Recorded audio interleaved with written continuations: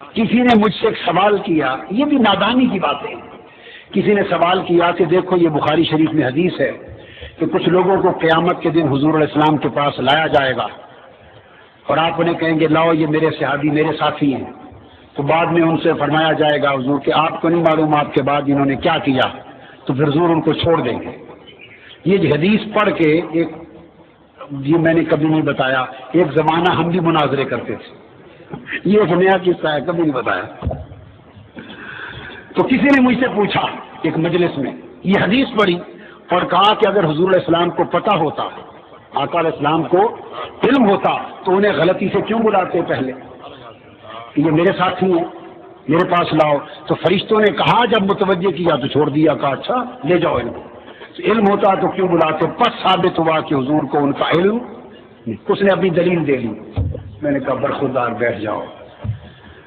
میں نے انہیں کہا کہ تم سے بڑا بھی یا تمہارے جیسا بھی کوئی بے عقل اور غیر دانش مند اور ناسمجھ دنیا میں ہوگا، یہ واقعہ سارا بیان کون کر رہا ہے؟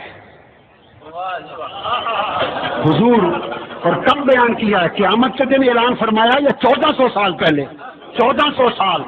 بھئی اس کو وہ لایا جائے گا، میں بلاؤں گا، فرشتے کہیں گے چھوڑ دوں گا، بتا تو خود رہے ہیں ظالم، ابھی کہتے ہو علم نہیں۔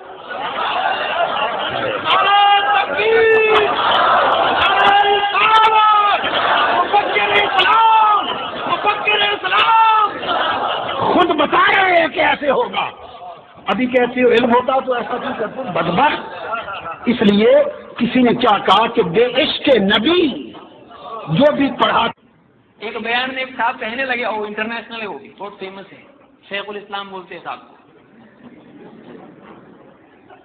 علم غیب کے اوپر یہ علم غیب تھی تو میں بھی درس دیا اس کو، سر یہ کیا بولتے ہیں؟ دیکھیے کوئی دلیل تو دے رہی ہے۔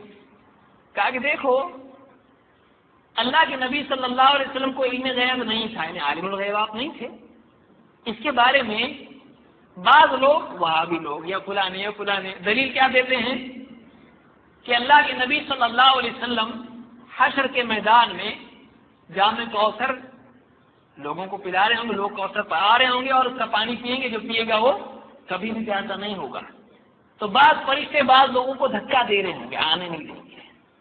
اللہ کے نبی صلی اللہ علیہ وسلم فرماتے ہیں میں ان سے کہوں گا آنے دو، ان امتی، وہ میرے لوگ ہیں، میرے امتی ہیں، امتی اصحابی، بعض روایتوں میں میرے ساتھی ہیں، تو فرشتے کہیں گے کہ نہیں، انک لا تدری ما بدلوا بعدک، انک لا تدری ما احدثوا بعدک، آپ کو نہیں معلوم، آپ کو نہیں معلوم آپ کے بعد انہوں نے کیا کیا نیا نکالا تھا، کیا تبدیلیاں کر دی تھی۔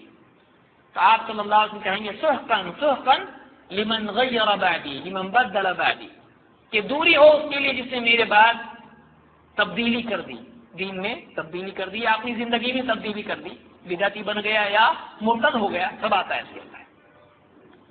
تو کہتے ہیں اب استدلال دیکھیے،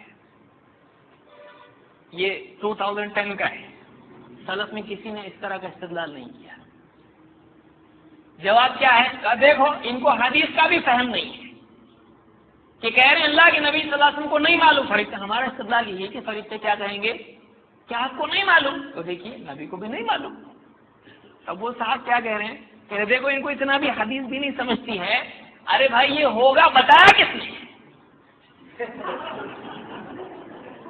نہیں معلوم، کیسا نہیں معلوم، بتایا کس نے ہوگا؟ یہ اللہ کے نبی صلی اللہ علیہ وسلم نے بتایا اور نہیں معلوم تم کہتے ہو، تو یہ بھی معلوم تھا اللہ کے نبی صلی اللہ علیہ وسلم کہ آج کیا ہے وہ تو معلوم ہے، ماضی تو معلوم ہے، مستقبل بھی معلوم ہے، اور قیامت کے دن کیا ہوگا وہ بھی معلوم ہے، تبھی تو بتایا۔ سبحان اللہ، اللہ اکبر، نعرے تکبیر۔ تو اب ہم یہاں کیا کہیں؟ ہم یہاں یہ کہیں کہ نہیں، ہم سے مسٹیک ہوئی اور آپ سے مسٹیک نہیں ہوئی، فرشتوں سے بھی مسٹیک ہوگی۔ ہمارے علم کا ذریعہ تو کچھ غلط ہو سکتا ہے، چلیے کوئی آدمی یہ امکانی طور پر کہہ سکتا ہے، لیکن فرشتوں کے علم کا ذریعہ کیا ہے؟ سبحانک لا علم لنا الا ما علمتنا۔ فرشتوں نے کیا کہا تھا؟ سورۃ البقرہ میں ہے، پہلی تراویح میں بھی آ جاتا ہو جاتا، پہلی تراویح میں آ جاتا ہے، سبحانک لا علم لنا الا ما علمتنا، اے اللہ تو پاک ہے، لا علم لنا، ہمارے پاس کوئی نالج ہے ہی نہیں، الا ما علمتنا، سوائے اس علم کے جو تو نے ہم کو سکھایا ہے۔ تو فرشتوں کو اللہ نے تو یہ سکھا دیا کہ نبی کو نہیں معلوم، اور ان کو کس نے سکھایا؟ اب ان کے اپنی بہن نے سکھایا.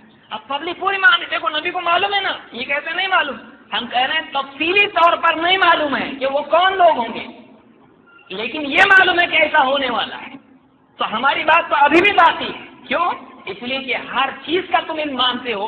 ہم تو مانتے ہیں نا، حدیث تو ہم ہی پیش کریں تو ہم کو اتنا نہیں معلوم کہ نبی کو معلوم ہے. یہ ہونے والا معلوم ہے، لیکن وہ لوگ کون ہیں نبی صلی اللہ علیہ وسلم پہچانیں گے؟ نہیں پہچانیں گے.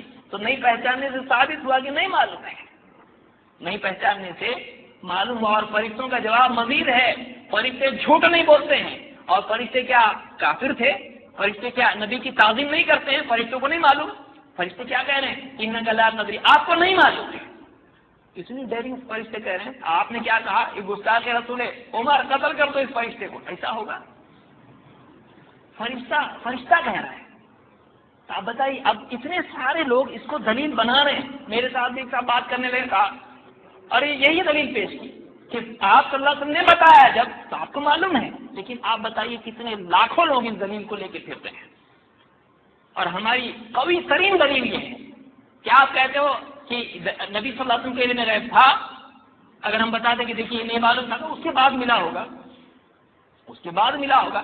اب بتائیے پوری زندگی میں حشر تک آپ کو نہیں معلوم ہے وہ لوگ کون ہیں. تو معلوم ہوا کہ کچھ چیز اگر نہیں معلوم ہے ہمارے نبی صلی اللہ علیہ وسلم کو، بات ثابت ہو گئی کہ اللہ کے نبی صلی اللہ علیہ وسلم کو ساری باتیں معلوم نہیں تھی. کچھ معلوم تھا، کچھ نہیں معلوم تھا. جو اللہ نے بتلایا آپ کو معلوم، جو نہیں بتلایا آپ کو نہیں معلوم.